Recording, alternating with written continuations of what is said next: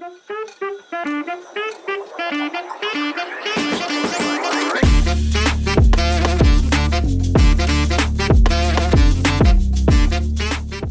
Everyone, आज मैं आपको बताऊंगी a few mistakes that you guys make once you are preparing for your NID exams, or these mistakes could extend into the time when you are preparing for your exam. ठीक है? So as for me, mistake number 1 would be not being aware of the examination format, not being aware of the syllabus, not being prepared for the examination. ठीक है? अगर आप अपनी preparation बहुत ज़्यादा late शुरू करते हो, आपने कुछ भी नहीं समझा है कि पेपर का पैटर्न क्या है, आपने नहीं समझा है कि पेपर कैसे टाइप के क्वेश्चंस पूछता है, तो you can never be prepared and the paper will be a surprise for you. So first suggestion is to be aware and be prepared of the PYQs, paper patterns, syllabus, what is the examination going to cater to. ठीक है? So moving on, mistake number 2 is starting to draw quickly. आपने question पढ़ लिया, आपने कुछ imagine नहीं किया, आपने उसको ब्रेक डाउन नहीं किया, आपने उसके कैरेक्टर्स नहीं समझे, आपने उसका ये नहीं समझा कि वो पर्सपेक्टिव का क्वेश्चन है, वो ऑब्जेक्ट ड्राइंग का क्वेश्चन है, वो स्ट्रीट सीन का क्वेश्चन है, वो मेमोरी का क्वेश्चन है, वो कॉमिक स्ट्रिप है.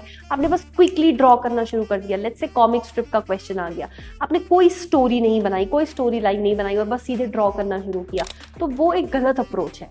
अपने क्वेश्चन को हमेशा ब्रेक डाउन करिए. अगर कॉमिक स्ट्रिप वाला क्वेश्चन है तो try and create a story in whatever number of parts they are asking you to and then start to draw. It will give you more hold over your answer. ठीक है? Similarly अगर perspective का question है, आपने फट से draw करना शुरू कर दिया, ये नहीं सोचा कि 1 पॉइंट होगा, 2 पॉइंट होगा, 3 पॉइंट होगा, आपने ये नहीं सोचा कि कौन कौन से फीचर्स आप इसमें ऐड कर सकते हो, आपकी ड्राइंग में कौन कौन सी डिटेल हो सकती है. तो once you read the question, break it out thoroughly and then start drawing your answer. Mistake number 3 is adding colors without being asked in the question. Please read the question very carefully. Add colors only and only when you are asked to add colors. अगर आपने add कर लिया color, let's say there's a composition, आपको question में बोला गया make a composition using 3 shapes and that's about it, and maybe show the effect of light and shadow, so don't use colors there.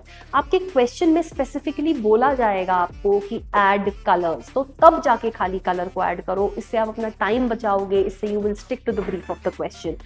In addition to this, अगर आप colors use भी करते हो कभी भी पेपर में, use only dry colors, use crayons, use pencil colors. Do not go for colors like sketch pens or watercolors or things like that. Do not do that. Mistake number 4 would be lengthy descriptions. आपको कई बार exam में बहुत सारे question ऐसे होंगे जिसकी descriptions लिखने को बोला जाए. ठीक है? Now these descriptions have to be very brief. They have to be written in the correct language.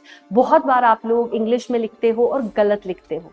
ठीक है? तो उसको ना रीड करो अपने माइंड में बार बार before writing it on the paper so that it comes out correct. Write it down only after you have finalised it. आपको रफ स्पेस दिया गया है, वहां पर फाइनलाइज करो और स्टिक. अगर 3 लाइनें हैं तो कोशिश करो 3 से 4 लाइनों में हो जाए. Do not start writing paragraphs and stories. आपकी ड्रॉइंग ज्यादा सेल्फ एक्सप्लेनेटरी होनी चाहिए. Mistake number 5 if I talk about would be let's say you are asked to design an object. ठीक है? एक प्रोडक्ट आपको डिजाइन करने को बोला गया है. अब आपने उस प्रोडक्ट का सिर्फ एक व्यू बना दिया, तो that is wrong. Try and make multiple views of the object. उसको प्लान में बनाओ, उसका एलिवेशन बनाओ, उसका सेक्शन बनाओ, उसका पर्सपेक्टिव व्यू बनाओ.